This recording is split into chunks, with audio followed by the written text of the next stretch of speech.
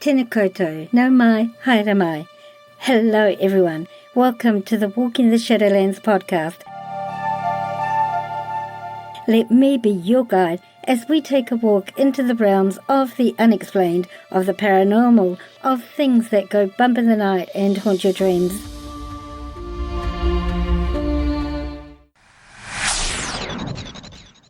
Your hosts?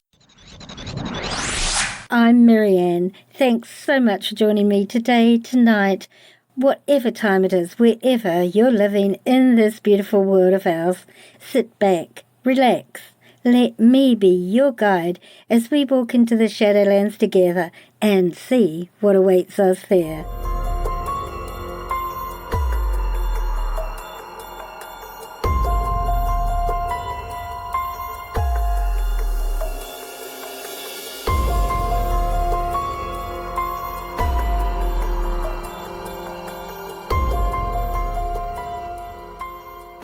Kia ora everyone, it's wonderful to have you here with me. Today we're going to be looking at cryptozoological creatures and monsters, things that go bump in the night and haunt your dreams. These are creatures of our nightmares and sometimes our waking hours, but are these creatures of the night that terrorize us as kids and perhaps as adults merely the results of nightmares and overactive imaginations? Or the results of parents using cautionary tales to keep their kids safe? Or is there a reality behind them? Certainly most cultures worldwide have their store of legends and myths that persist in many places in the world up to this very day. Legends, or are they really cryptozoological beings like the Bigfoot, Yowie, or New Zealand's own Moehau Man? Are these genuine beings or merely cultural legends passed down from generation to generation? Today we're going to explore this part of the Shadowlands, but south of the border, down Mexico way, as the lyrics of a very old song tell us. To discuss with my guest, cryptozoological researcher and author Robert Bitto, the creatures, the legends, and experiences of people from the Mexico region. It's possibly a wee bit scary for some of my listeners, particularly those from near the borders of Mexico and the USA, and those living in the region, for some of whom these are not legends but reality. So the question, as always, is, are you willing to walk with me into this part of the Shadowlands and see what awaits us there? So make yourself comfortable, make sure your lights are on and your door is locked, and let's begin.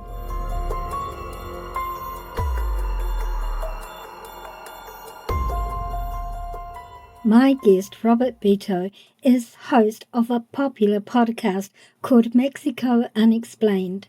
Robert has had over 30 years of experience in Mexico as a student, as an employee for a large multinational corporation, and as an owner of an imports business, Sueños Latin America Imports, since 1999. He was a professional researcher by trade from 1990 to 1993. And in addition to his MBA and BBA, he holds an MA in Latin American Studies from the University of New Mexico. From 2015 to 2016, he served as the San Diego chapter president of Mensa. Robert has written 2 books, Mexico Unexplained and Mexican Monsters. My guest, Robert Bitto.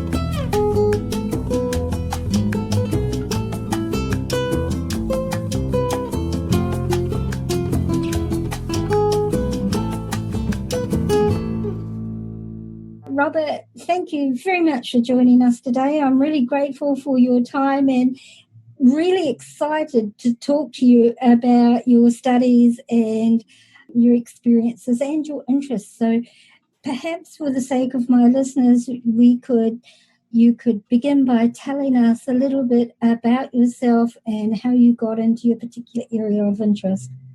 Okay, well, I concentrate mostly on Mexico, and I'm an American. And how I got involved with Mexico was first 30 years ago, over 30 years ago now, I was a student down there. And when I was studying there, I was in a very artistic area. And that was always something that I had on the side. I was collecting arts and crafts as kind of a side hobby. And I went back to the United States and I got my formal education. And when I got my education all finished, I was hired on by a large US multinational corporation, and they stationed me in Mexico City and also in Sao Paulo, Brazil. Wow. And I got to travel all over Latin America, and I collected these arts and crafts and, esoteric type things. And then when I was tired of corporate America, I quit. And that was 1998. And then the following year, I started an import company where I was importing arts and crafts. And I've been doing that ever since. And what I do is I go to really small towns, out of the way places, because I'm searching for unique merchandise. And one of my store reviews, someone called me the Indiana Jones of arts and crafts, because I go to the wild, unheard of places to go and find that stuff, that no one else has. So over the course of my travels, I've run into a lot of really strange and interesting things, interesting stories, legends, and I remember when I was back on a plane going from Guadalajara to Phoenix, and I was nestling in my seat with a magazine called Muy Interesante, which translates to very interesting. Very interesting. Yeah, and it's a magazine in Mexico about the paranormal and about UFOs and unexplained things and stuff. And I was flipping through it, and there was an article about crop circles, and I thought, this analysis I've never heard before. I've never seen these pictures before. I wonder if there's a lot more to investigate with that topic and everything else. And so I still own my business. I still travel a lot, and I'm going down to Mexico all the time, and I'm uncovering different things. And I've had a podcast for 5 years now, and I've written 2 books on the subjects of cryptozoology, the paranormal, unexplained mysteries, and all of that in Mexico. And people would be interested to know that Mexico has a counterpart for almost everything paranormal that's famous in the world. Like they have their version of the Bermuda Triangle. They have 2 Bigfoot creatures. They have a Loch Ness monster, all sorts of things. They've had black-eyed kids. They have crop circles, all that stuff. It's all down there. But nobody really was putting it into English and putting it into, out there on the internet or so that it could reach a broader audience. So then that's where I came in and filled the niche. So that's my elevator speech, I guess, 3 minutes or less. So what are the names of your books? The first book I wrote is the same name as the podcast and the YouTube channel. It's called Mexico Unexplained. And then the second book is called Mexican Monsters. And it just focuses on the cryptids and legendary creatures of Mexico.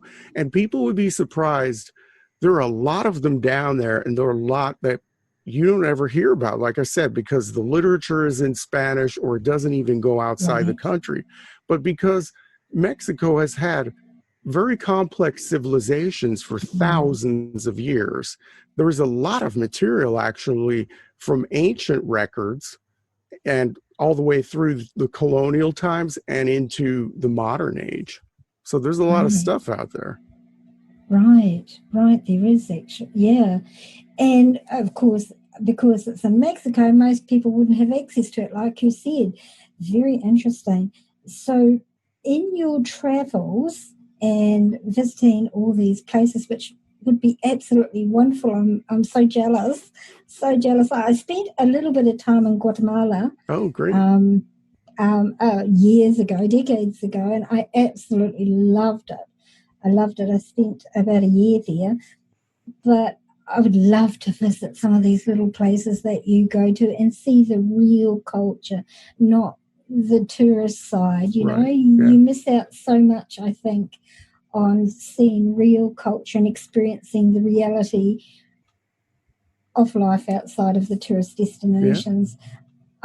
So, in your travels, have you ever experienced anything yourself that you can't explain? Well, it's interesting because one of the chapters in my book, the second book, is about La Llorona.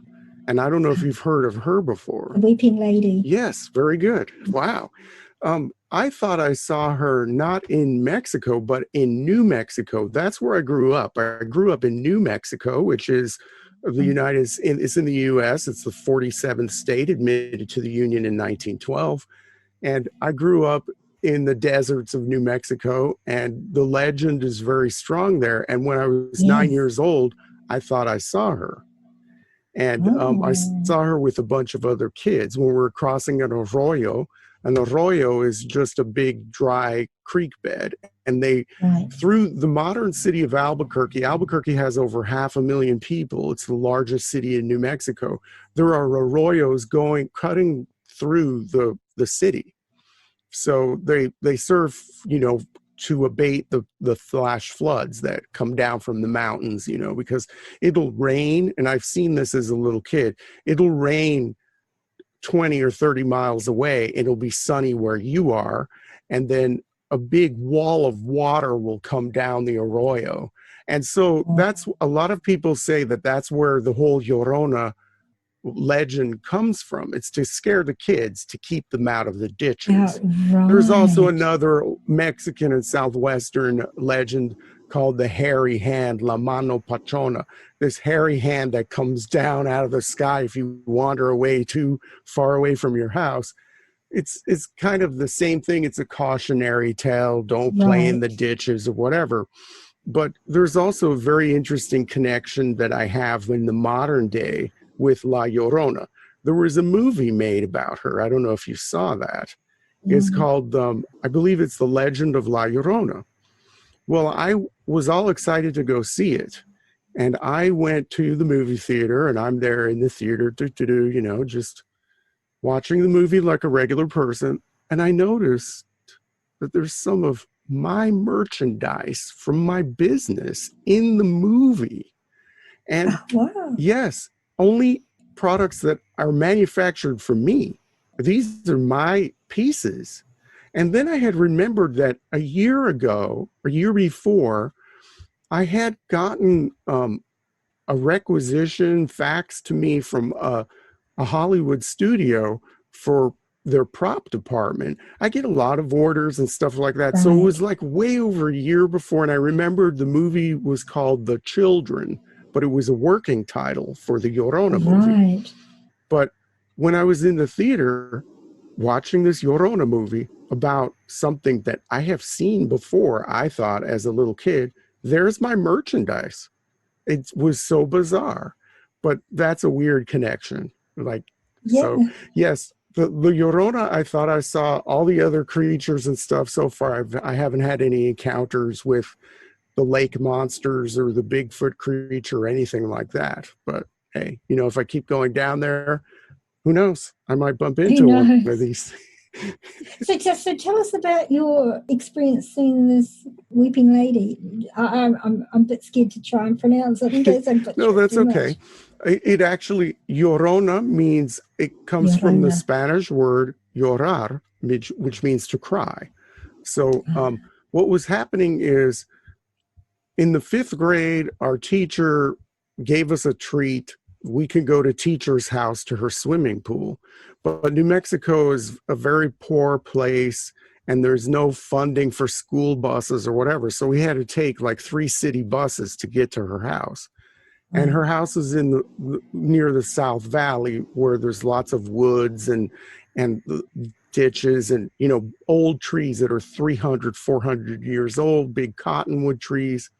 Wow. And between bus stops, we had to cross over a bridge. We had to cross a bridge, crossing over what they called the Han Arroyo. And one kid yelled out and pointed and said, "Look, it's the Llorona." And we saw a woman, an older Hispanic woman, climbing up the side of the ditch. This woman looked like she was 80 or 90 years old. What she was doing there, we, but it was so scary, but so exhilarating at the same time. We ran away. I got a glimpse of her, so did everyone else. We ran away laughing and we tumbled over each other. It was just like, I never ran so fast in my life, but I was laughing. We were all like laughing because we couldn't believe that we saw what we saw, but Right. that was the extent of it. So, did she appear solid, or If was there anything about her that made you think it was the woman? Well, she was dressed all in black from head to toe, and like I said, Ah, she was in her 80s, I'd say. She was a right, very old woman. There would be no way that she could get down there. She could not get to right. the bottom of the ditch because the bottom of the ditch was probably about um, I'll say it about 9 feet or 3 meters down. Yeah. So Oh, there would be no wow. way that a Right. woman of that age or anyone of that age could probably get down there and climb up. And she was going back up the side of the arroyo. And that's when we saw her climbing out. And now there Ah, was no way. They're mini canyons. yeah, And yeah, so, yeah. yeah, it was impossible. But we all got a vibe too from this. Mm. We felt scared. I mean, there was this vibe associated with it. And like I said, we just ran. I never ran so fast, but then we were laughing at the same time because we couldn't believe what we saw. Right. Of course, and being kids. Yeah, yeah. So I wonder, because she's attracted to children, do you feel in hindsight that she felt the presence of all the children crossing the bridge and responded to that? That's possible. I mean, that would go straight in line with the stories now, wouldn't it? Mm, Because mm, she's mm. looking for, according to your listeners, in case they don't know the story, we should have That's a good prefaced idea this to do. before, but according to the story, briefly, there was a young woman in colonial New Spain, Mexico, or even New Mexico. Sometimes you know it. New Mexico used to be part of Spain, and then it was part of Mexico, then it was part of the United States. So it has this long history that kind of blends in with Mexico at one point. So this legend is in different parts of Latin America too. So it always starts in colonial times when there's this beautiful young woman and she's married to a handsome soldier or someone from Spanish nobility, depending on the story. And then Yeah, yeah, he is messing around behind her back and she hears the gossip in the village or whatever. And then to get back at him, she drowns her 2 children. It's always 2 children.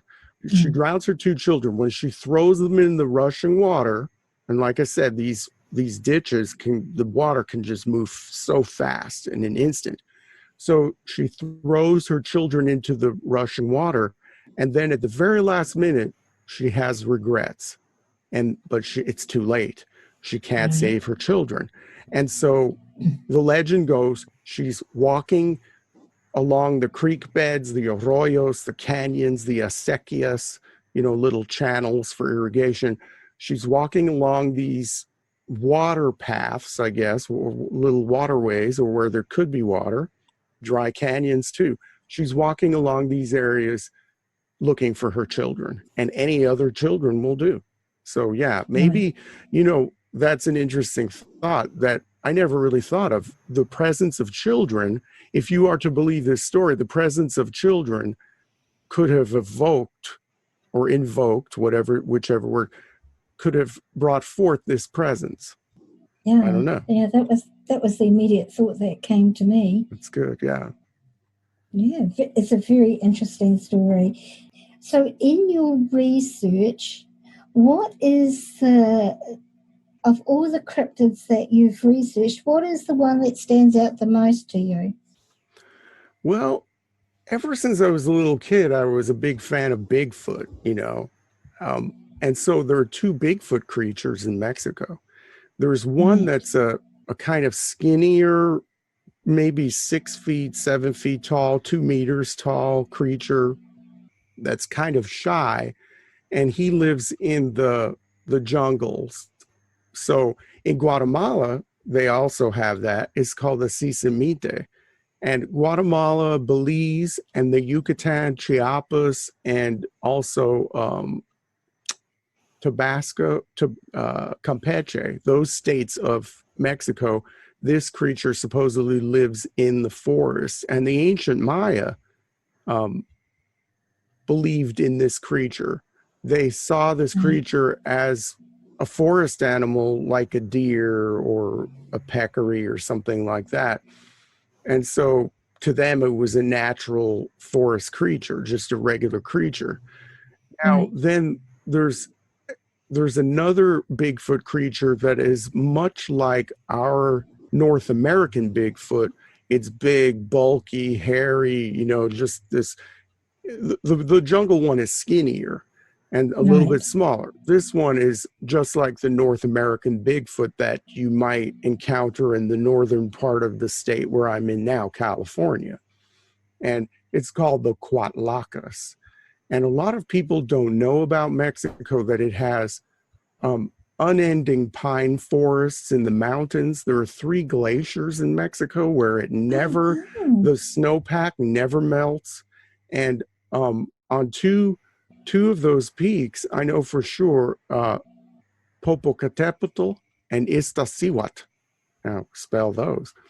Those Yeah, I was just thinking that. those two peaks, those two peaks are they're next to each other, and they have permanent snowpack, and um, they have an alpine rescue team that's been trained in Switzerland because it is so Oh, snowy and wow. the weather is bad up there, and that's where most of the Cuatlacas sightings have happened, and also in the state of Puebla, where the northeastern part of the state really wasn't even explored by non-native people until the 1850s because the Wow. pine forest is so dense there.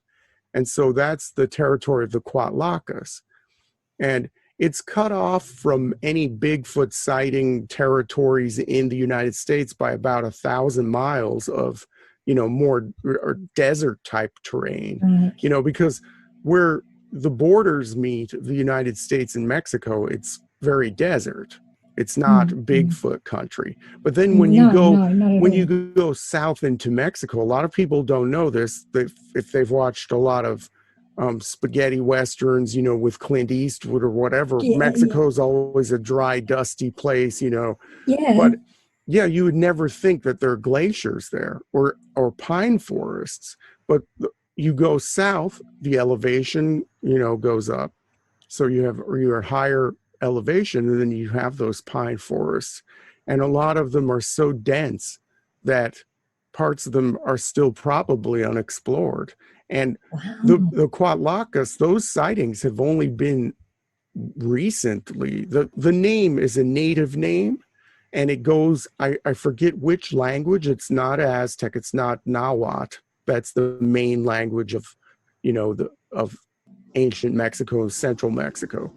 It's Right. one of the other fringe languages on the fringe of the Aztec Empire. Um, but that, I think it means something like hairy forest creature. It's descriptive of the creature. Right. And but Right. that was more part of the mythology of those people. But now with modern people going into these areas for logging, and there are squatters who go in there just to live too, Right. um, coming more and more in contact with them. So, yeah, I that's been kind of interesting to me some of my favorite research is to look into the Bigfoot creatures, because I had never heard of it before. I've never heard of the Sisamita or the Quatlacus before I started looking into this, before I heard it when I was down there. So Right. Oh, wow. And of course, it's found all over the world. In New Zealand, mhm. we have several names for him, the most common being the Moehau Man, but there are other names. In Australia, he's called the Yowie, but it's the same Oh, creature, okay. the Yeah. same basic descriptions. So is the Mexican version, is he, I'm presuming the latter one you talked about, I'm not going to try and say that name, Quatlacus. Quatlakas? Yeah, there you go. See, that was good. You're Yeah. just being kind. um, is he aggressive He is towards very humans? aggressive. The Quatlacus is very Mm. aggressive, and then that's the one in the pine forest and the Yeah, higher alpine regions.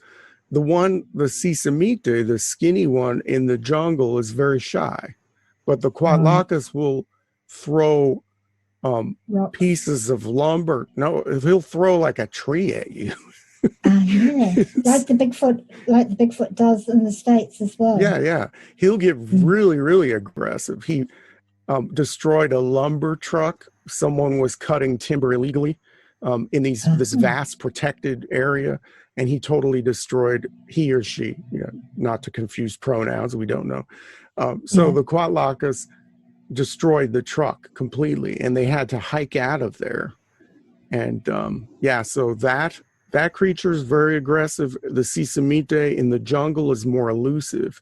And I think the Sisamite has had more contact with humans for a longer period of time. So that might right. be the Which is reason. probably why it's so shy. Right. Yeah, It's like a deer. And like I yeah, said, the ancient Maya just saw it as a creature in the forest. So right, to them, it wasn't like a mythical being, it's part of the zoology. There right, are other creatures that are more mythical too, but yeah, that they believe that was an actual creature. So right. So, well, certainly the guys who had their truck destroyed yeah, knew it was a real creature. yes, How yeah, scary would that have been? yeah. Wow, yeah. And how long ago did that happen?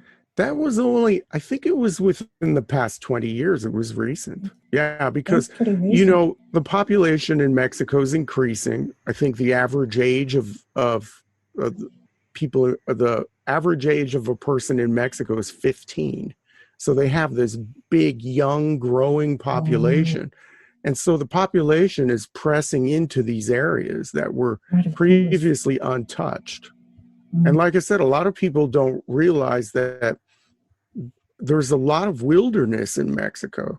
In fact, there's also a legendary cat that maybe we can talk about later called the Mexican onza that may be a real creature that hasn't been discovered yet because it lives in a very remote part of the mountains.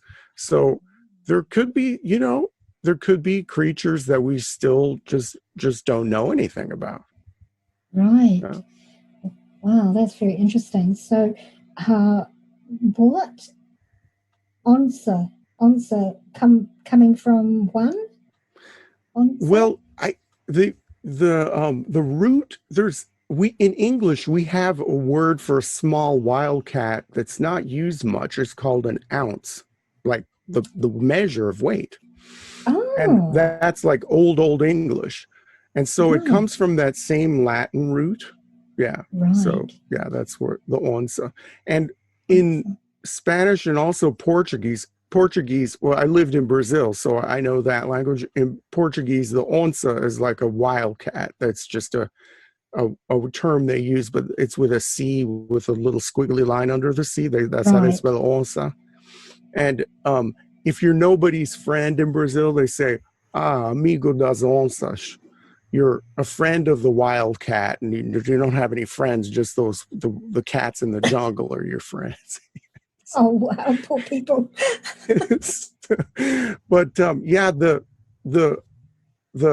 Mexican onza, they believe people who are investigating this, and there's a body there's a carcass that's actually being tested right now in Texas. And yeah, they believe that this could be the remnants of an extinct prehistoric North American cheetah. Oh, And wow. yeah, and it was interesting because when the Spanish first arrived in Mexico City, they didn't come and just obliterate everything.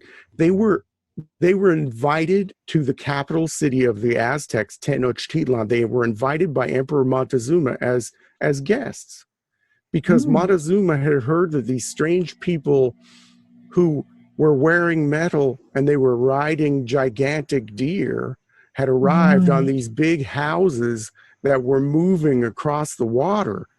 And he had heard about that when they landed on the Gulf Coast of Mexico, sent emissaries out to greet him and said, come to the capital city as our guests. So for about 6 months, the Spanish were there in the capital city of Tenochtitlan, which is now Mexico City, and they were guests of the emperor. Emperor Montezuma had a massive zoo, and in the zoo, he had um, a couple of different wildcats. He had a bobcat, he had a mountain lion that has many different names: puma, cougar, mountain lion, same thing.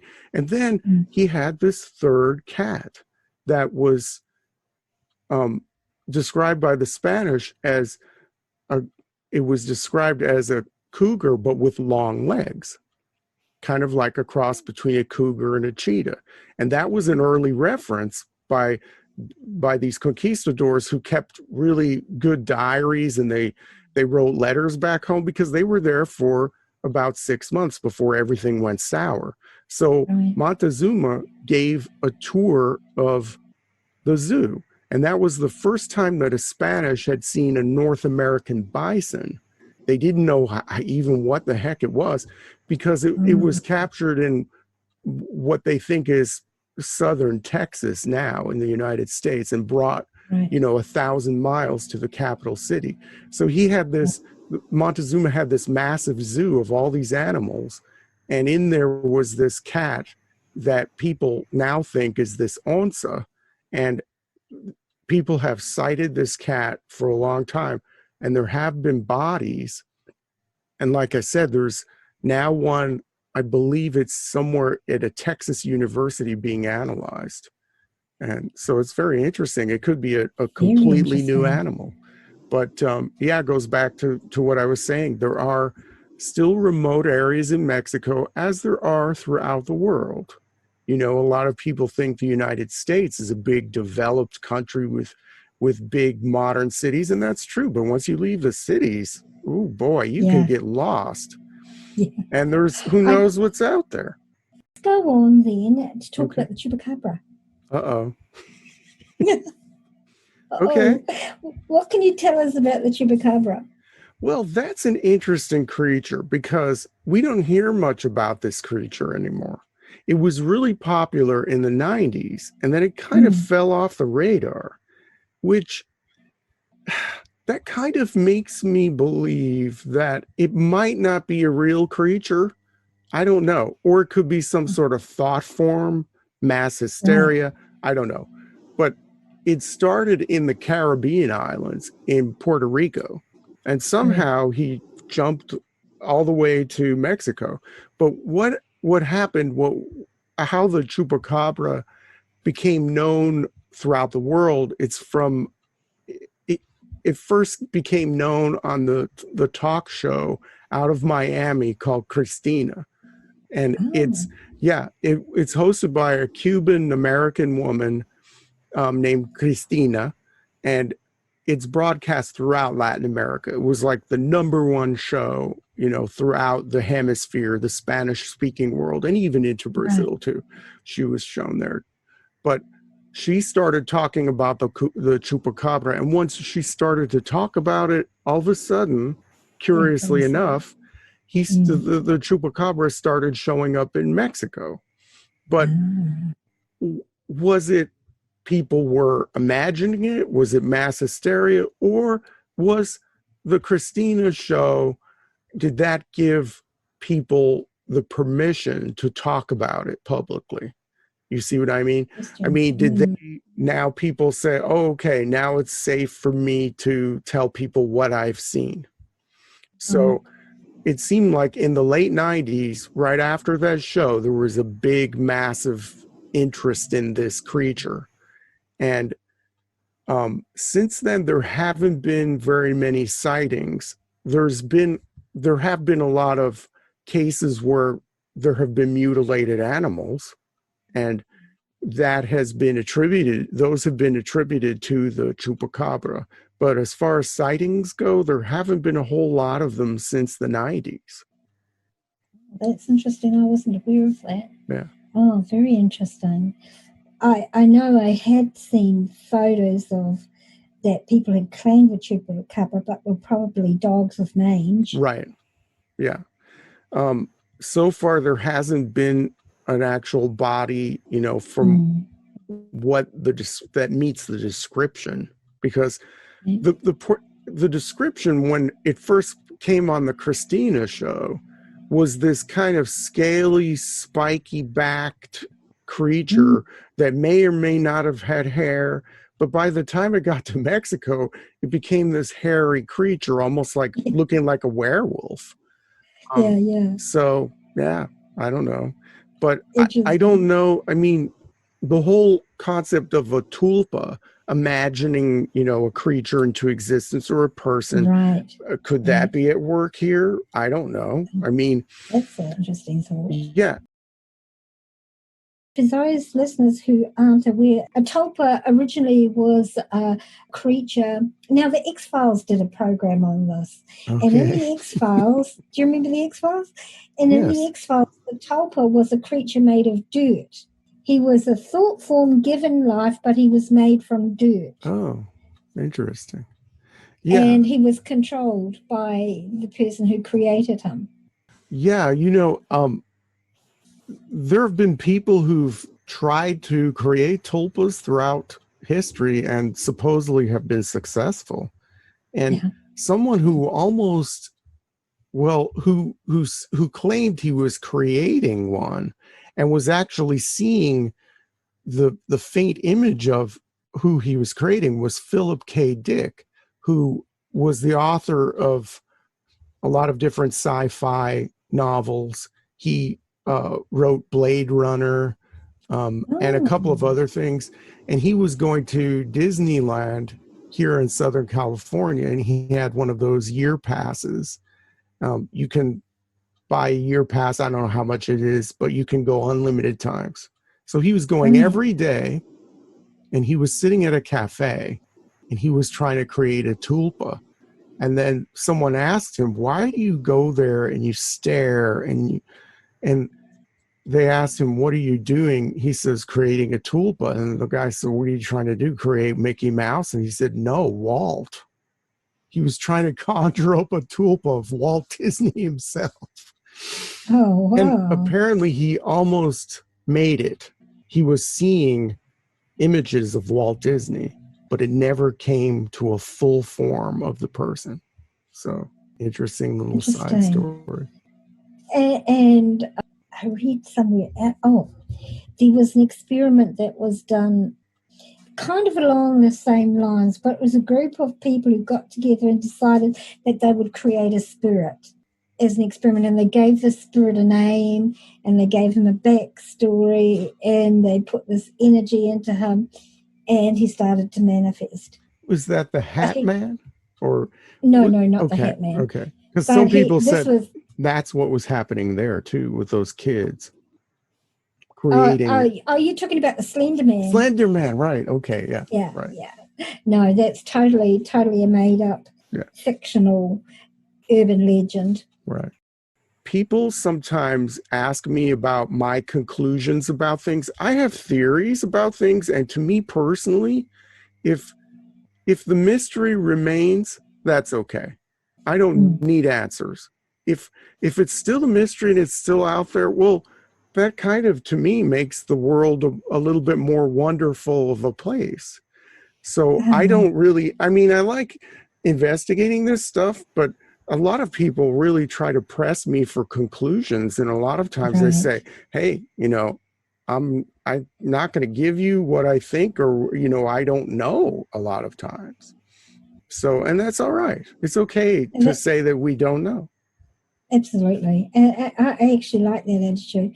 I like the idea of there still being some mystery, because mystery makes it exciting for people. Yeah. And it makes them want to go out and search and research and understand more. So it's a good thing, actually. Yeah. It's a good thing if it makes people curious and it makes people question and it makes people educate themselves, and that's not a bad thing in my mind Yeah. at all.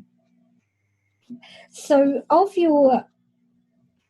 all the cryptids that you've researched, what are the, apart from the Bigfoot type one, what are the ones that are most commonly talked about in your experience that you've come across when you're talking with local villagers and stuff?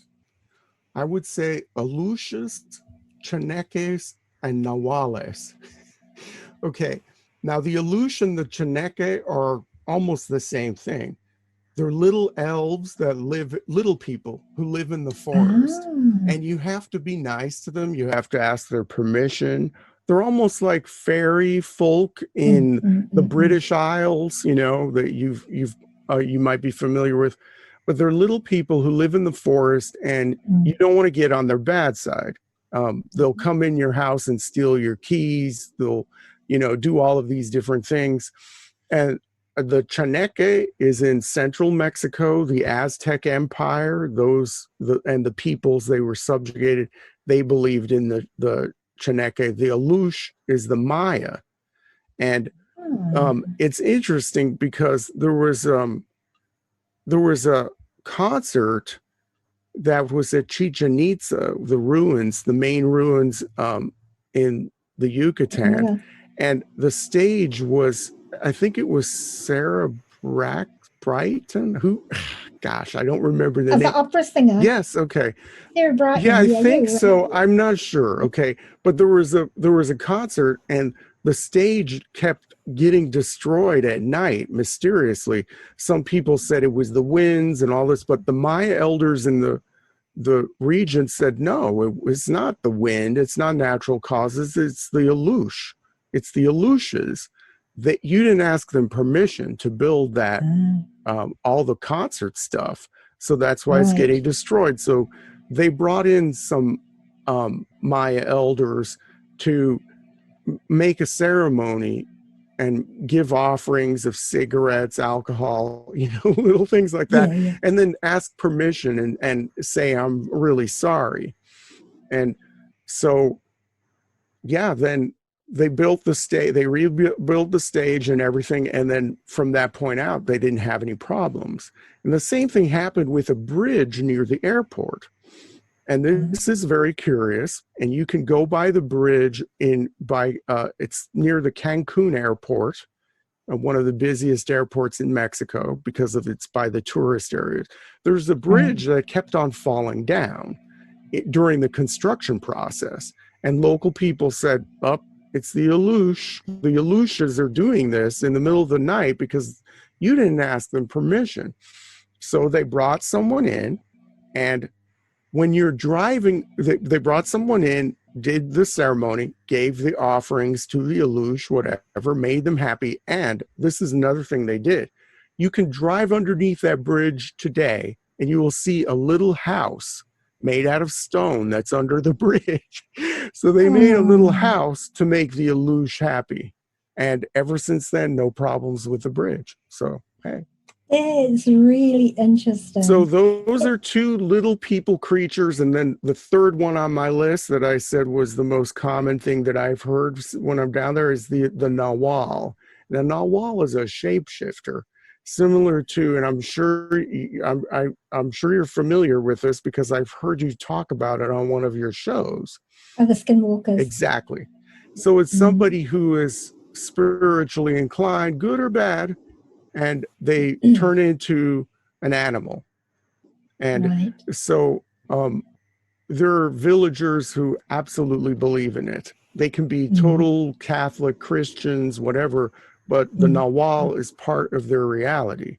And Right. yeah, you will hear that everywhere. that older woman over there who lives on the outside of town. There's always, it seems like Yeah. whatever culture you're in, it's some older person or a Oh, marginalized person who's living on the outside of town, right? right. And so that person's a Nawal. Stay away from that road. Don't go down there because a Nawal is there. I'm like, oh, okay, whatever. But so that's a big part of their reality. The shapeshifter Nawal. Very interesting. And are the Nawal, are they like the skinwalkers where they can create evil and havoc on people? Yes. Mm-hmm. Okay. Same thing. Yeah. Oh, well, it would be because actually most of the skinwalkers that are like around the New Mexico, Mm-hmm. Arizona, it's all the same region, isn't it? Right. Yeah. All the same sort of like Four Corners Right. area. Yeah. Right. Now, in New Zealand, we have our version of the fairy folk. The native Maori calls them, there's two names, the Patiparehe, which are the land ones, and the Pona Turi, which are sea ones. Now, Sea you're fairy not folk. going to get me to pronounce those names, are you? I'm struggling to pronounce them. I hope I pronounce them correctly. Yeah, so that's their version of the fairy folk, but they're all over the world. So isn't it interesting that there's a consistency throughout the world of these beings? Yeah, it That really says a is. lot, It doesn't makes it? you wonder. I mean, what is the phenomenon behind this? Is it all Mm, thought? Like I mm, said before, mass hysteria, tulpas being created, yeah, or is it really, are these creatures? exactly. Even Exactly. Queen Victoria of England, when P.T. Barnum did a show at court, he introduced two midgets from the Yucatan and introduced them as Aleutians, as Right. part of the mythical fairy folk. And in Queen Victoria's diary, she even wrote about it, and she was very amused. The Queen was amused at the performance, but she wrote in her diary that they must have a most miserable existence. but they weren't really Aleutians. They were just No, small Maya small who people. were, Right. P.T. Barnum, the Who's showman extraordinaire, just did this. But yeah. it's funny, they made it the whole idea of that made it all the way to the English court in London. Yeah. Very interesting. Yeah. Very, very interesting. Now, I don't know if you studied this guy at all, and I'm not even going to, I have no idea how to pronounce that name. The Island of Dolls. Do you know what I'm Oh, referring the to? Isla de las Muñecas, the island of the Is it? dolls in Mexico City. Yeah. Yes, Okay. yes. I've never been there before, but I've heard about it. Yeah, I've heard of the stories. I've never done a show on it or a chapter in my book, but yeah, I know of its existence. And the next time I go down there, definitely I have to visit that place. But from what I understand, it was just some little girl who started collecting dolls, who was the daughter of some guy who I'm not sure about the complete story. Okay, Maybe you so might know more than I do. I do, Okay, great. All actually. right, let's I hear it. was hoping you might know something about. Okay, so apparently this chap lived on the island in one of these canal Mm-hmm. things Mm-hmm. because it's a series of canals, Right. Uh-huh. and he saw a little girl drown, and he couldn't save her, Oh, okay. and her doll washed on shore, and so he hung the doll up, and then to appease her spirit, he kept hanging dolls around the island. So the whole island is covered with dolls, and some of those dolls are said to have spiritual attachments. In fact, there Uh-oh. was a television show done, a ghost investigation show that actually went there. And it actually, well, I don't know if it was set up for television, who knows, but it actually showed one of the dolls making a noise, like talking, Oh, wow. and they turned it around immediately after it happened, and it didn't have any like bits in the back that would cause it to make the sound. It used to have one of those, Mm-hmm. squeeze the things that would make a sound, but it didn't. Yeah. It was quite an interesting story. And then it was said that he drowned. That's how he died, in the same place where the girl drowned. And there was some sort of theory that there was some spirit under the water that Oh. caused him to drown. Well, you know what? It's interesting about Mexico because there are all, it's kind of like, well, I guess ancient Europeans believed that there were spirits attached to places. And Yes, that's what yes, they believe in Mexico too. I mean, the yes, true indigenous of Mexico believe that there are spirits attached to places. So, yes. um, and, like I said, Mexico is a place of civilizations that go back thousands of years. So we've had complex civilizations there for a long, long time, A and these long, long time. beliefs have been around for a long, long time. Absolutely, absolutely. And part of the reason he hung the dolls was for the girl and to appease the spirit in the water. Wow. And on the subject of water, in New Zealand we have the taniwha, which is the river cryptid. Mm. What water cryptids have you come across? Well, there is a Mexican component to the Loch Ness monster, and it's called Right, the you did mention it. Awisut. And it was Um, such a powerful creature that there was even an emperor called Awisut. And he oh, expanded the empire, and he was, this tough guy. He was physically strong, and he commanded all these armies and conquered all these people. But he was named after this ferocious water creature. And a lot of people don't know that Mexico City was built in the middle of a lake.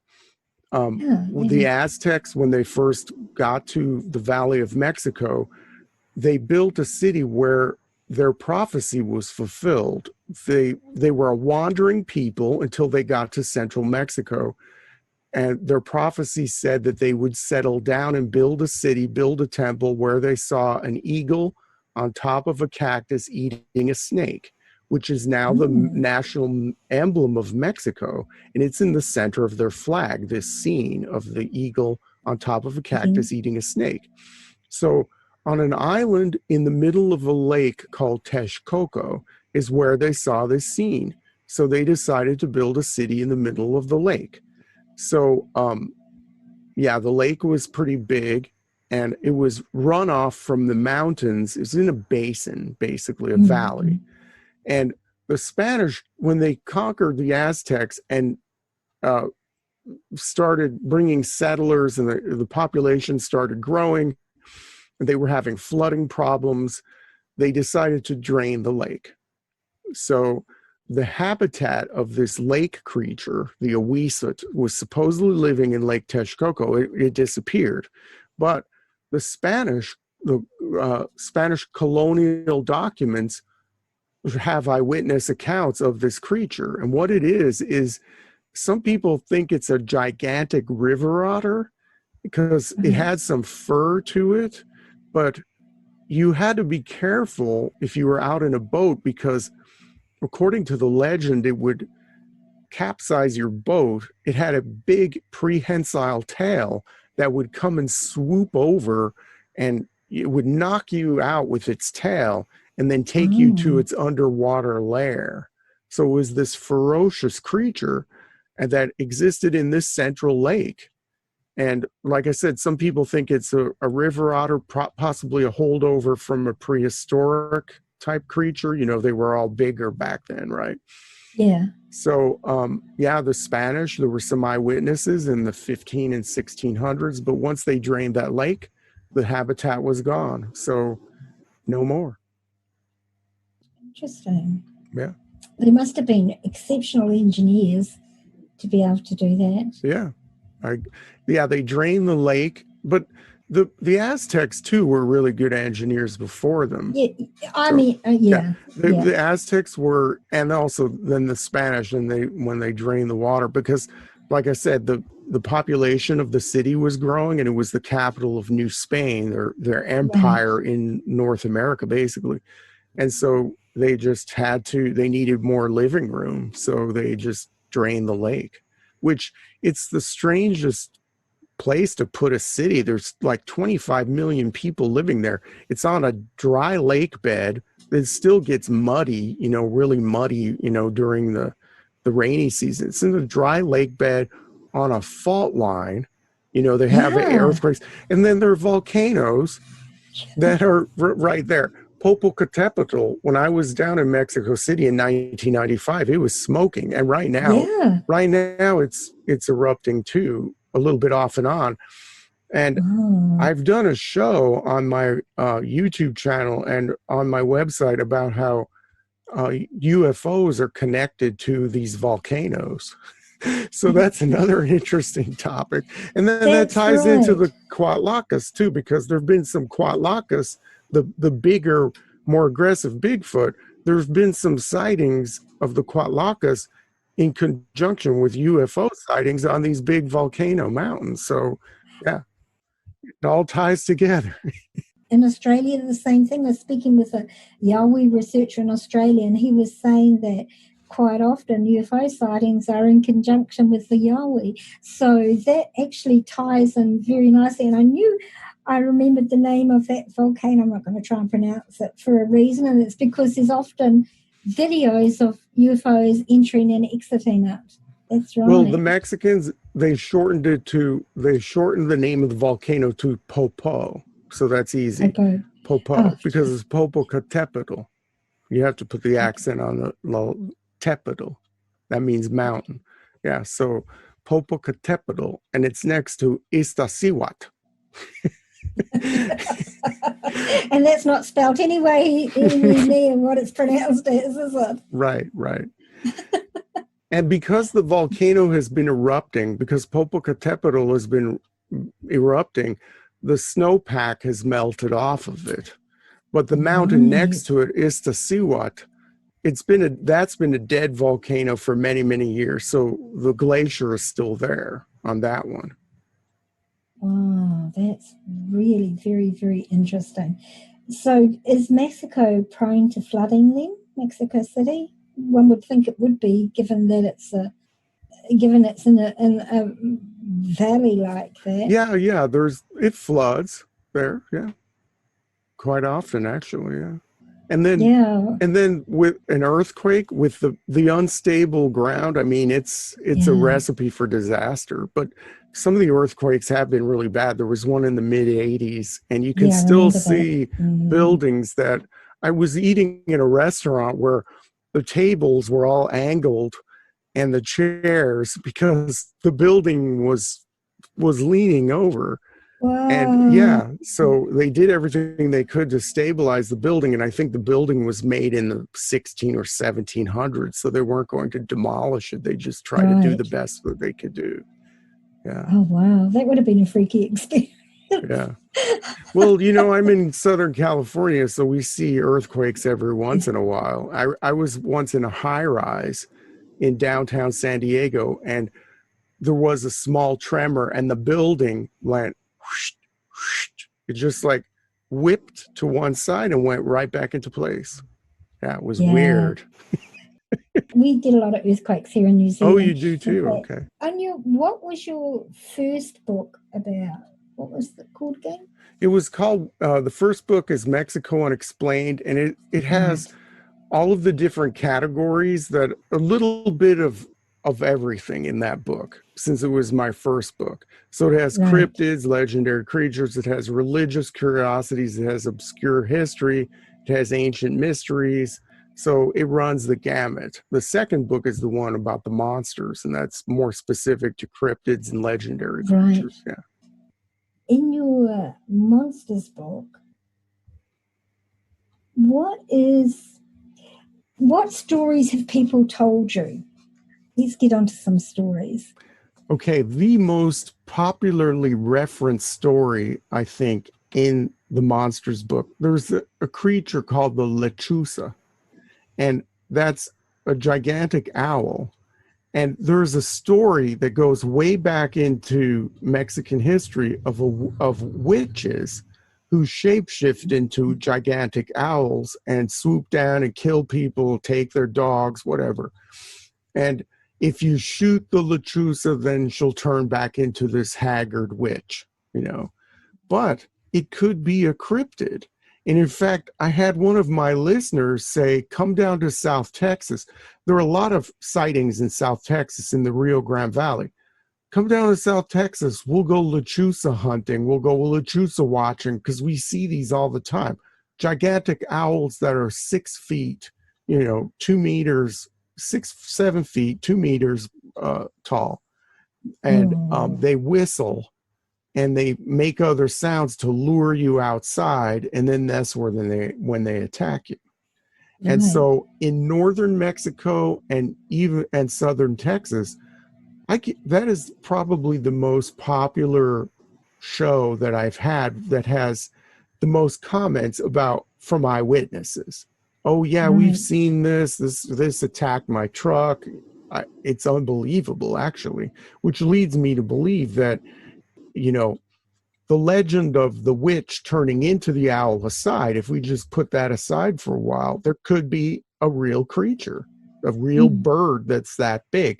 In North America, North American Indians, even through Canada, they've had this idea of a thunderbird, a gigantic raptor, So could there be a huge bird that lives in northern Mexico and southern Texas? Probably. There's a lot of uninhabited land. They're mountains. They're very, very remote. It'd be easy, like we said before with other creatures, it'd be easy for a big bird like that to live undetected. Yeah, absolutely. Excuse me. And in New Zealand, we had what was called the Haast eagle, which was a massive, massive bird. It's extinct, but there are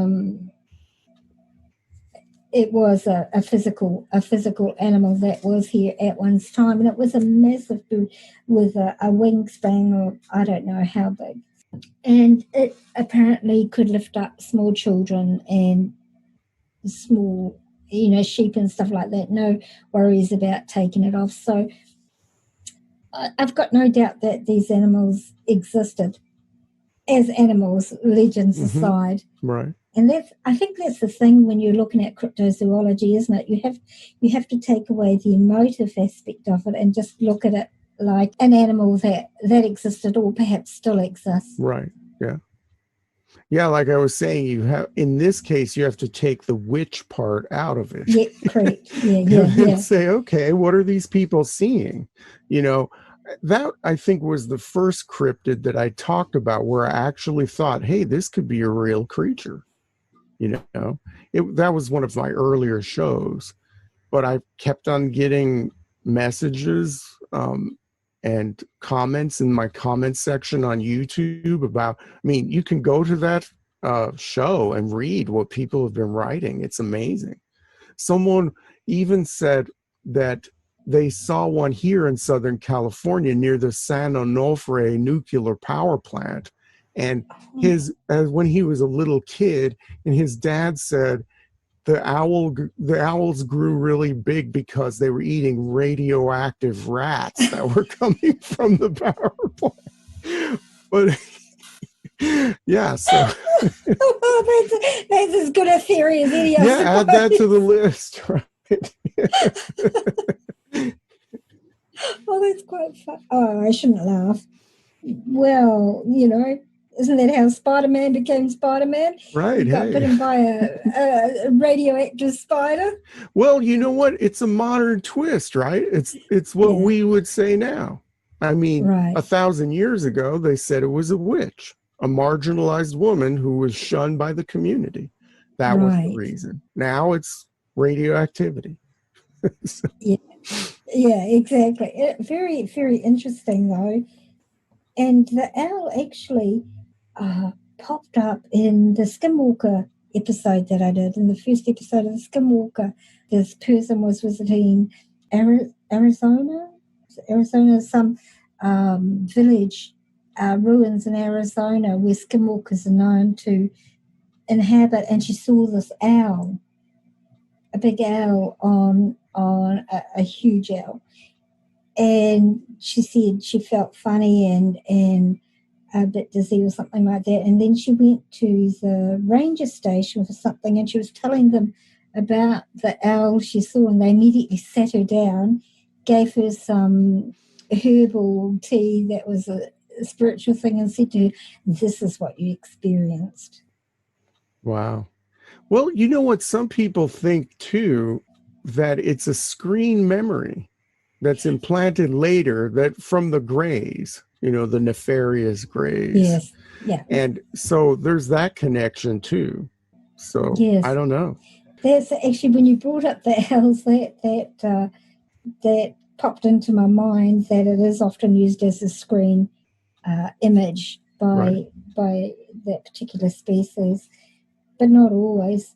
So, of everything that you've researched and you've studied and you've heard about, what is your very favorite? Well, wow. What is my very favorite? Ooh, geez. That's a tough question. Well, probably the Bigfoot creatures. Like I said, I would love to Yeah. go down there on an expedition. I know you interviewed a Bigfoot hunter once. That was a very interesting show, by the way. Um, Oh, thank you. but there hasn't been any sort of Bigfoot research in Mexico that I know of. That'd Maybe be there is, interesting. but I don't think so. But I think I would really like to go down there on an expedition and actually look for one of these creatures. But I think that's probably my favorite, uh, either or of those two Bigfoot creatures that are down there. Right. And do you hold the theory that some do, that Bigfoot's actually an interdimensional creature because he can appear and disappear? Or do And there are you no feel like bones. and there are no bones? Yeah. Well, I don't know. I mean, oh, geez, are there different dimensions? I mean, we can go down so many roads with that. Yeah, yeah, Is it yeah. all a projection of your thoughts? Once Mm. again, is our mind more powerful than we think it is? Are It's a these good creatures question. really projections of something? I don't know. It was interesting in April of this year, 2020. I know your shows are evergreen, but I'll say, this year, 2020, April of this year, there was a small town in Mexico called Coita that was plagued by werewolves.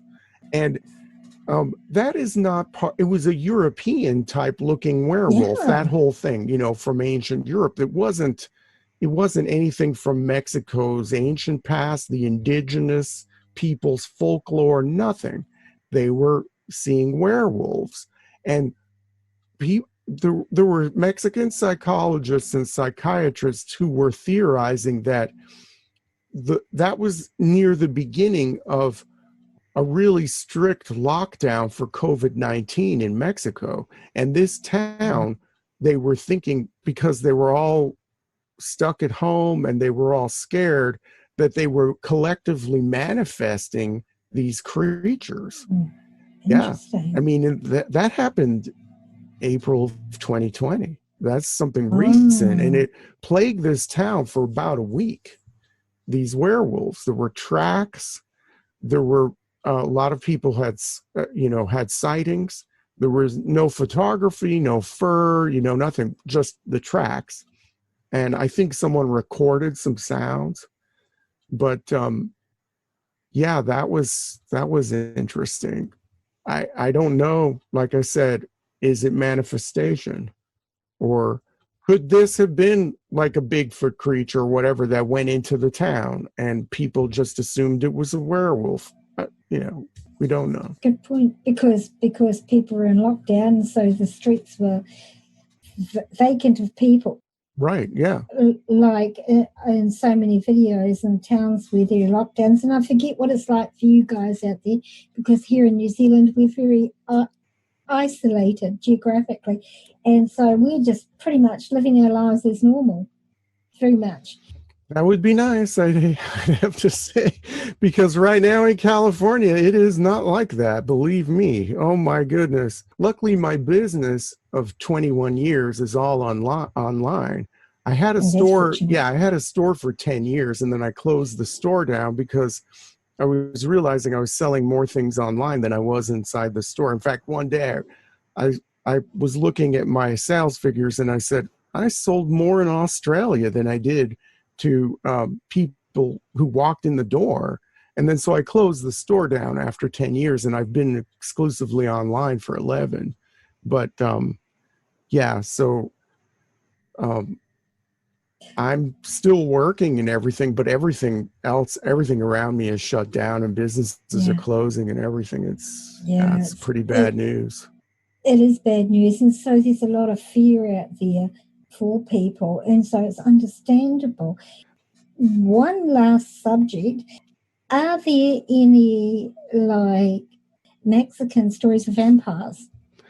Yes, there's a very old story, and it's a story from a small corner of a small state in Mexico. The state is called Tlaxcala, and it's near Mexico City. There are 32 states in Mexico. One of the smallest, if not the smallest, I think, is Tlaxcala. And in the 50s, there was a functionary, someone who was working in the government offices in the capital city of Tlaxcala City. And he was noticing on the death certificates that were crossing his desk, the death certificates were saying cause of death, chupado por la bruja, sucked by a witch. And he told his superior, he says, what is this cause of death, sucked by a witch? What is this all about? And then so his supervisor said, we've got to send some people to these rural areas to investigate. And so they went out to these rural areas and they found that there was an indigenous legend that goes back thousands of years of a vampire that goes after newborns and toddlers. And it's called the Tlahuelpuchi. And I won't get you to say that. And so it's a shapeshifter, once again, goes out at night, just like a vampire. And then it will get access to your house by turning itself into another creature like a fly and fly in some crack in your door, the keyhole or whatever, and then appear in the baby's room and then, do the vampire thing and then leave. Oh. And then there are marks left on the neck, just like a classic vampire. And so that was being listed as an actual cause of death up until, through the 50s. And people still believe that goes on, that there are these blood-sucking witches, basically, that can shapeshift. So, and they only affect children, not adults. Always children, usually children who are like under the age of 2. But then some people have said, well, this just explains crib death or sudden instant death syndrome, whatever. Right. But right. It's based on a legend that goes back to, like I said, thousands of years. Right. And cryptid doesn't leave marks on the neck. Right. Yeah. So who knows, right? Once again. Very interesting. So where are you going from here? What's next for you? Once COVID's all sorted. The whole COVID thing has put a stop on my travels.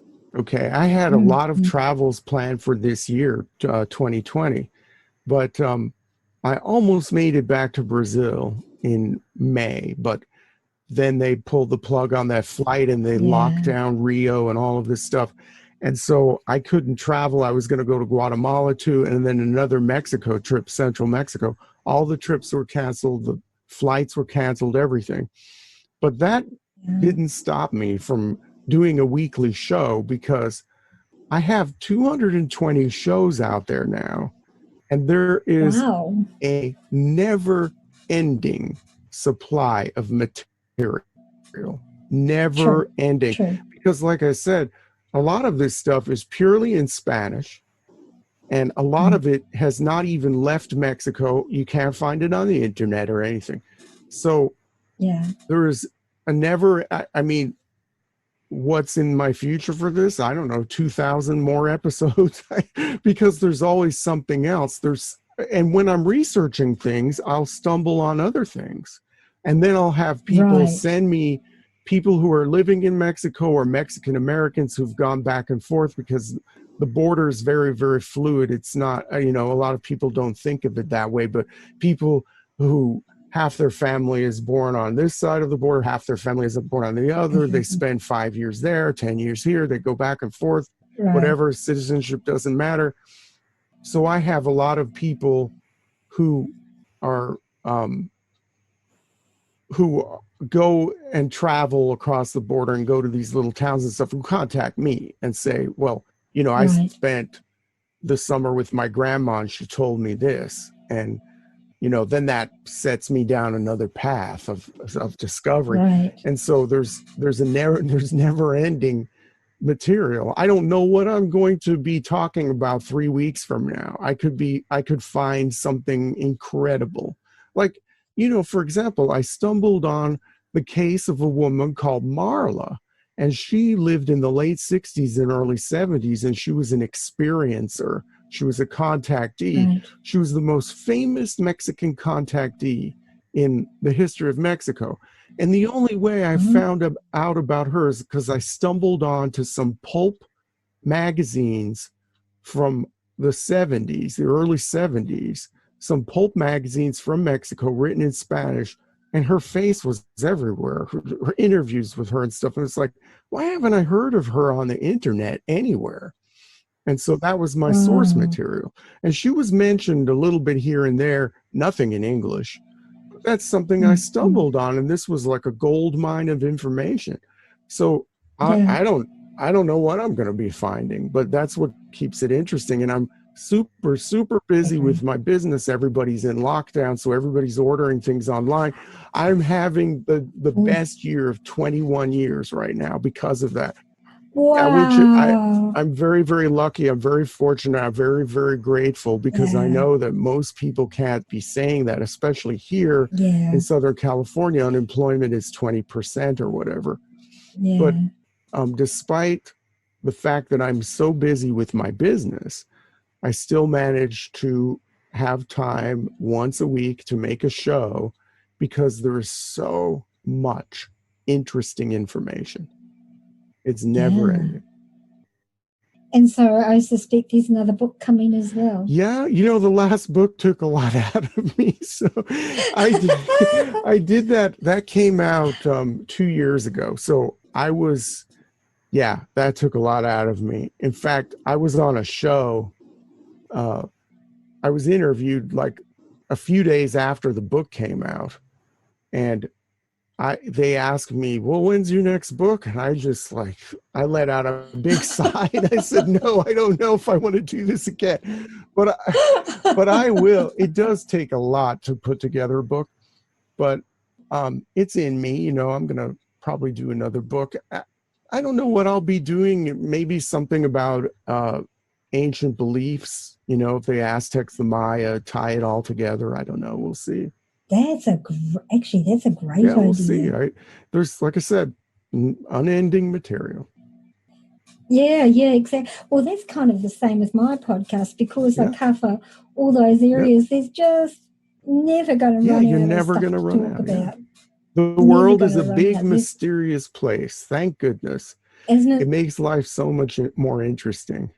I mean, if I It had to work does. 7 days a week just doing my business, I love what I do. I, deal with arts and crafts mostly with my import business. So I'm surrounded by lots of really cool merchandise. And, like I said, I get to travel and everything. But the whole Mexico Unexplained thing, it really gives me a lot of spice, and Yeah, I'm learning all the time. I'm learning along with my listeners and viewers. And you know what? I love the comment section on YouTube because I have the right to learn too, and I learn a lot yeah. from people contributing and sending me in stuff and everything. So I really appreciate that part of it. I also find that I learn so much from my guests Mm-hmm. and from the research that I do for the Mm-hmm. shows. It's really, I really enjoy the learning and I soak it up like a sponge. I love it. I Yeah, love it. yeah, I yeah, don't yeah, think you yeah. can ever, it's a curious mind, you've got to have a curious mind, I think, to do what we Yeah. do, and, and a desire to share that with other people. So where can my listeners find you? Now, I will place links to all your social media and to your websites on this episode's page on the podcast website, which is www.walkingtheshadowlands.com. Where can people find It's you? really simple. MexicoUnexplained.com. That's a place where you can go and you can see all of the all the episodes are for free. There's no paywall or anything. You can order books from there, and then there are links to the YouTube channel. The YouTube channel is basically a slideshow set to the podcast, so you'll get some visuals there, and it's the same name, Mexico Unexplained. So that's all you got to really do is plug into your favorite search engine, Mexico Unexplained, and I'll pop up. Brilliant. And are you on Instagram or Twitter? I'm on Twitter and I'm also on Facebook. I'm not on Instagram. I had to draw the line somewhere. Yeah, There's too yeah. much, I know. too Our much social social media is media. so Oh hard. gosh. I know. Everybody I speak to says that, social media. But It's an age thing, I think. I mean, I'm not 25 years old, so that's part of the problem, I think. yeah, my kids do it. Sweet, no trouble for them. But honestly, I find it such a struggle. So, your Facebook page is the Yes, same it's name Mexico as your Unexplained. website? Yeah. Mm-hmm. Mexico Unexplained. That's very easy for people to Right. find you. So, Robert, I've really enjoyed my conversation with you. You're a very interesting chap, and that is taking time away from you. I can see all your work piled It's up such a behind you on mess. your Yeah. desk. This is my office and the warehouse is that away. So all of the crafts and stuff, mostly I have thousands and thousands of pieces of stuff. And it's Oh all over wow! there. And so What's your business it's, website? Because I it's want to go and my have a look at business some is stuff. called Sueños Latin American Imports, and you can find me on Amazon, eBay, Etsy, and then I also have my own website called sueñosimports.com. But most of my merchandise is either on eBay or Etsy. So those would be good places to find me. So yeah, Sueños Imports there. And Sueños means dreams. And Thank you. That's what I was going to yeah. ask you. So because everything that I sell was once a dream, once an idea of an artist or a crafter. So Oh, yeah, that's so lovely. it was once a dream, and now it's a physical thing that I sell. So yeah, that's where it comes from. And it was always a dream of mine Oh, to start a business like this, and it's been going now for 21 years. and you're doing really well. Oh, that's awesome, Robert. Surprisingly, I'm Yeah. just very grateful. I really am grateful for everything this year. It's turned out to be a good year for me. So yeah, Surprisingly, considering, yeah, you're just, but attitude, I believe, even in the time of adversity, makes such a big it's really difference. strange though, because in other times of recession or near depression, the housing crisis, the dot-com bubble, whenever the population as a whole when they have less money, they don't buy what I sell. I'm not selling bread, Yeah. eggs, or gasoline. I'm selling extras. But it turned out that this year, because people were stuck at home, they wanted to Mm, brighten their apartment, brighten their home. And then, yeah. especially in the first few months, I sell a lot of religious items. I was selling a ton Right. of religious items I in can imagine. in April, May, and also I had a really huge backstock of the Mexican bingo game called Loteria.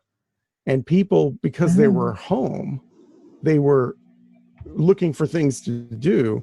And I had such a backstock that I was the last one standing in the entire country that had any of these bingo games left. I had hundreds and hundreds of them in Wow. backstock. And so I was selling more games. I'd say I was selling more bingo games in a month than I would in 3 years. And yeah, because Wow, people that's were pretty impressive. rediscovering playing Right. this game probably from their childhood or whatever in Mexico, or their grandma used to play with them or whatever. It's a picture bingo game. So I was selling a lot of those bingo games and a lot of religious things like rosaries and things. I think people were praying a lot. But Wow, yeah, but understandably. I was very Understandably. surprised because when the first lockdowns happened, I said, I'm probably finished because people are not going to have any money to buy the things that I'm selling because, like I said, they're extras. But during this time, people want the extras, the colorful little They want the sculptures, comfort. the happy skeletons, for Day of the Dead, that sort of stuff. They Yeah. wanted these things to brighten their homes. And I always include an insert to try to brighten people's days too, in the things that I pack, the orders that we ship out here. I have a nice little uplifting insert because what I Oh, noticed is nice. I was having people who were stuck at home or who were affected by all of this in a very tragic way. They were reaching out to Yeah. me after they were buying from me, and they were telling Oh, me how much this thing that they bought from me meant to them. And you know it it was actually amazing to me, the feedback I was getting from people from all of the little yeah. things that I was selling. I had no idea that something like this would ever happen, you know. Yeah. Oh, wow. That actually was kind of close, but it actually brought me on to another thought. Have you ever had an item that's come into your possession that's haunted? Ooh, yes, yes, yes, yes. One time you know, I, I had a woman who was selling to me when I had a retail store, and she was the granddaughter of a witch, and Oh, she had all of these healing properties and stuff like that. She was a very weird, a strange character, someone who would live on the outside of town, like we were talking about. right. But she said, "You need to be burning incense in this place. There I can feel the energies of some of these things, these dolls that you have, these sculptures. They were made with feeling and meaning, and you need to be burning sage, and you need to be doing all this stuff." And I'm like, yeah, whatever, blah blah blah, whatever. And then a few weeks later, I opened up the store with an employee, so I have a witness. There was one piece of merchandise. It was a sculpture. It was a storyteller sculpture. It was a seated woman telling stories with an open book with cats.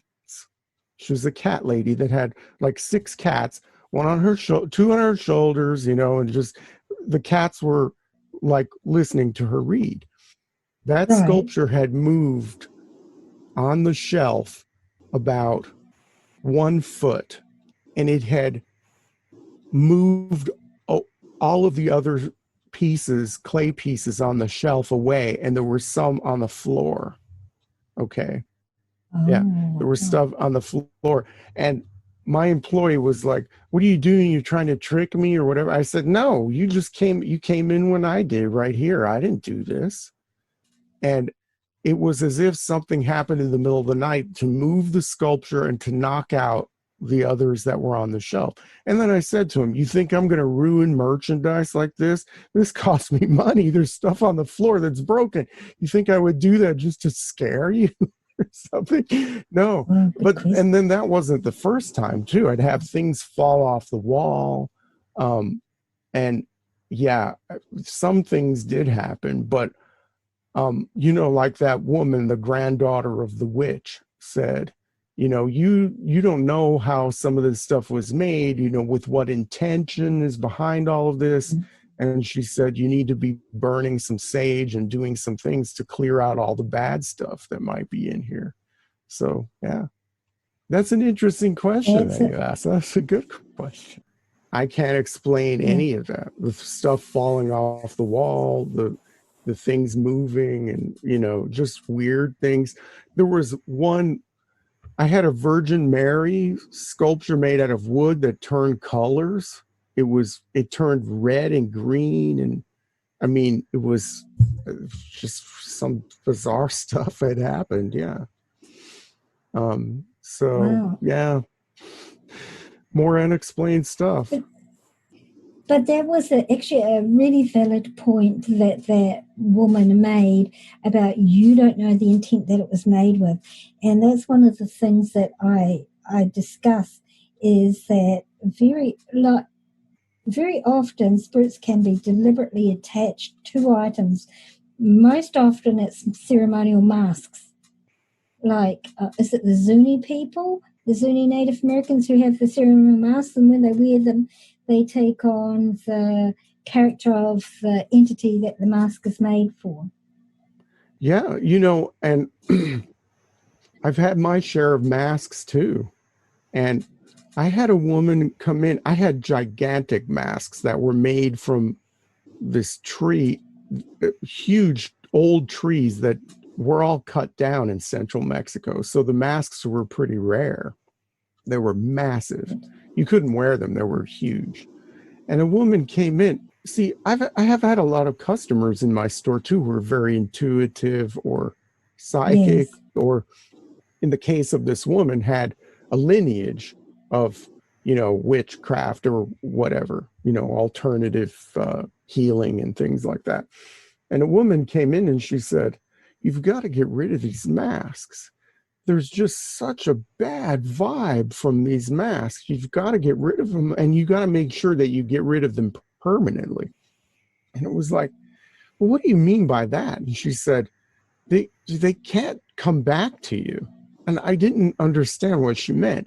And it was funny because the person who bought them all, there were 14 of them. Some guy came in, some hotshot finance guy, this young guy came in and bought all of them. And then 2 years later, he got a divorce and he had to move out of his house. And his wife didn't ever like those masks. And so they came back to me. He sold them back to me for half of what he paid for them.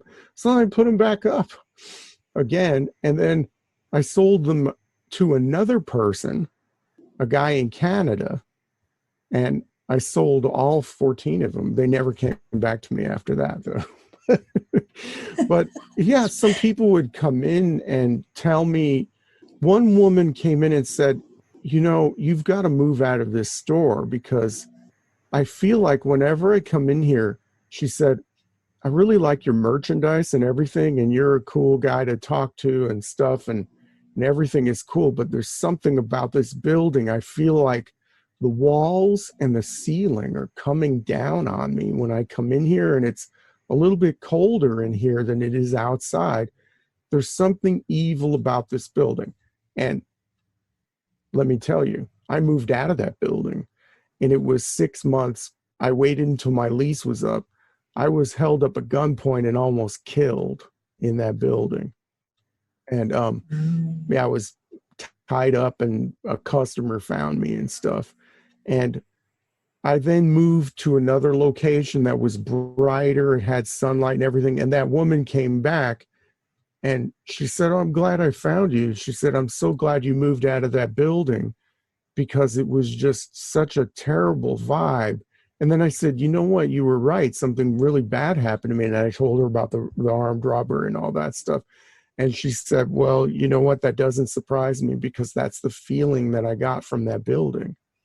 And um, apparently, the tenant who was before me in that building, a homeless woman came into that business and said, you all need to leave. There's something bad here. There's something bad.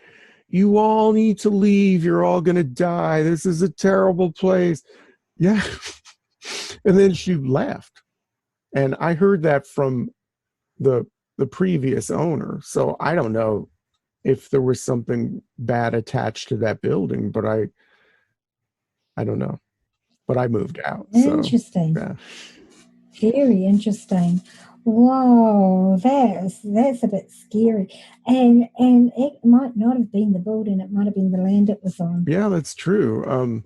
It was in Central Phoenix. There was something else that happened at that building too, which was the weirdest thing.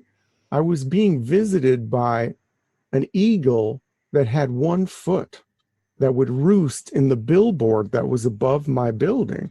And I called the animal Mhm. control people and I said, there's an eagle. I mean, this is in America. Phoenix is America's seventh or sixth largest city. This is, It's a big yeah, city. yeah. There are millions of people there. Why is there an eagle in the middle of the city? And I called them and they said, well, there's nothing we can do. I mean, that's kind of unusual. It was a golden eagle and it had 1 foot. And so I guess it was eating roadkill or something, but it would be on that billboard. And then it just went away one day. And I was like, gosh, I really liked coming into the store and seeing that eagle, whenever I could. Sometimes it would land in the parking lot too. It was huge and it had 1 foot. Um, And something weird happened. There was a customer I had who was Native American. She was Yaqui. And she told me, she said, I'm going to send you the eagle again because it hasn't been there for a year. And her name was Jeanette. I'm going to send you the eagle. And I said, oh, yeah, right. Ha, ha, ha, whatever. And so I had a fountain in the middle of my store and I had the door open. And uh, the next day after I had that phone call from Jeanette, I'll be darned. What happened is a pigeon came limping through the door and hopped up onto the fountain and took a drink. And the pigeon was injured and then it just hobbled back out the door. And so I called up Jeanette and I said, ha ha, your fairy wand is not working properly. I didn't get an eagle. I got a pigeon with, I think, a broken wing or an injured foot. And then she said, well, that's close. And then I hung up the phone, ha ha, whatever. The next day, the eagle was back. I know it was wow. weird. And I have witnesses. I have witnesses to that too. So yeah, a lot of strange stuff. Wow. And then, what do That's you do with fascinating. that? Just enjoy the Yeah. wonder. That's about Yeah, it. yeah, yeah, exactly, exactly, exactly. Wow, that's really interesting. So whatever happened to that ornament that moved the things? What did you do? Did you cleanse it? Did you cleanse your building? What happened? You know what? Was it just the one thing? What did I do? Well, I had him with a teenage boy working for me. I had him clean up the mess and then we just rearranged the shelf. I didn't do anything with it. I really didn't even think twice about it.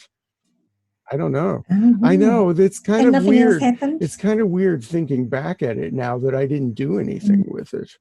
But that is yeah, but very, I guess I was, I'm in business. It's a store.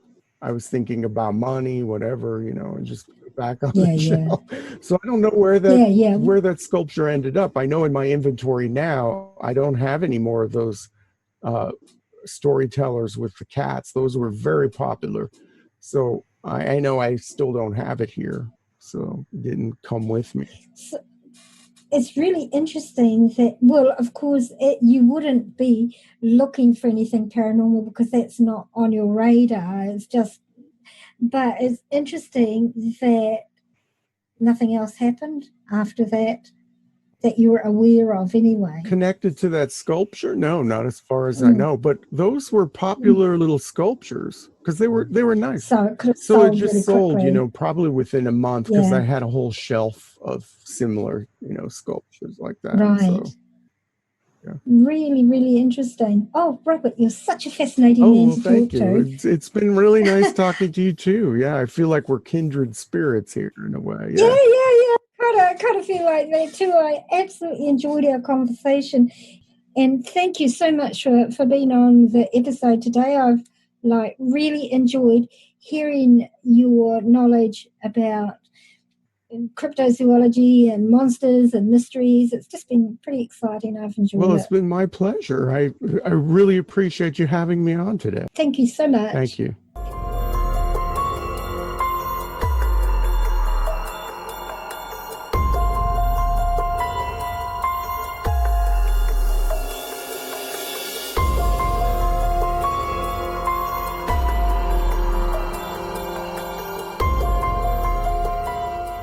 I want to thank Robert so much for taking us south of the border with this fascinating journey. Honestly, for me personally, it's only made me more curious and interested to find out more and to want to visit these areas for myself once we can travel.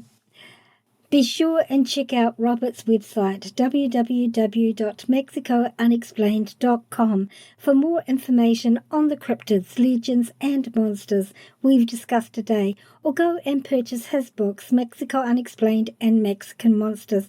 Both are a great read and are available from most online retailers. I've read them and found them so fascinating. One of the great things about doing this podcast is that I get to read some amazing books written by some of my guests. I love it. I love it. Just a word about most of the episodes in this series and the first few in season 8. Most of the interviews for the episodes were recorded before Christmas. This was because I'm currently dealing with some family issues that require me to be available for my particular family member, so I didn't want our podcast to be disrupted or to suffer. I generally try and record 3 episodes in advance as a general rule to allow for sickness or some emergency situation, so the podcast is covered and there's no disruption for you, my listeners. However, because of this situation, I worked really hard and recorded most of this season's guests, with the exception of a couple of the episodes before Christmas. That's why Robert was referring to 2020 in parts of the conversation. What I do then is I edit our conversation and I record the intro and closing remarks before I upload them in queue for your listening. That's also why there's a discrepancy in the sound quality between the intro and the conversations with my guests. My old computer was dying when these were recorded, and I had to get a new one whose sound is so much better.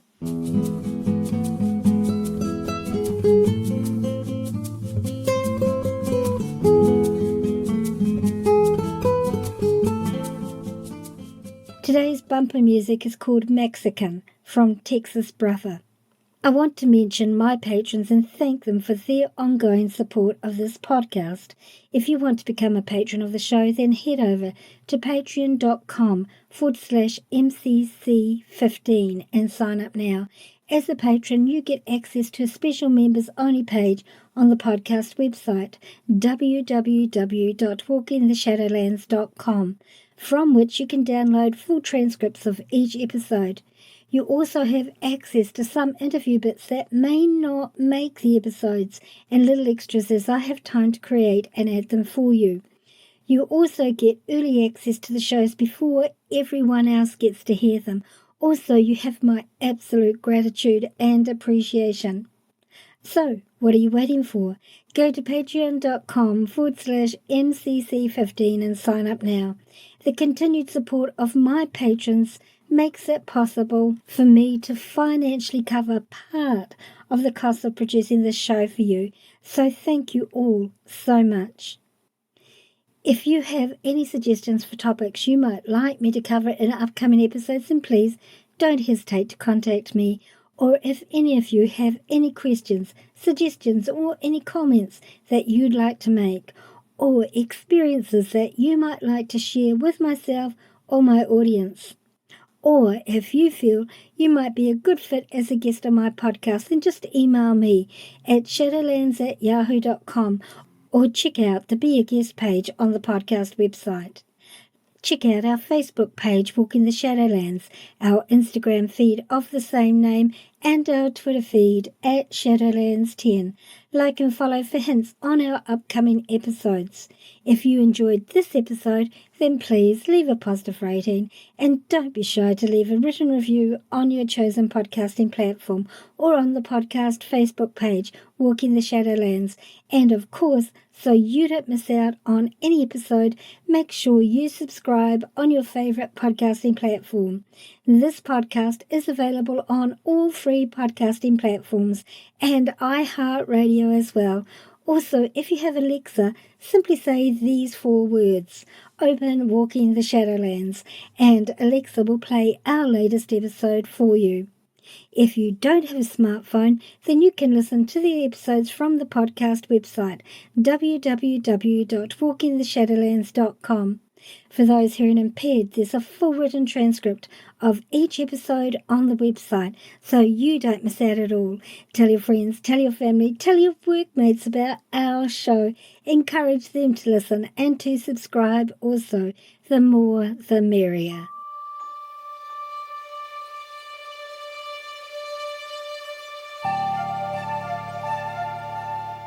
Thanks for listening to this episode. Ka kite ano, oia koi. I'll see you again.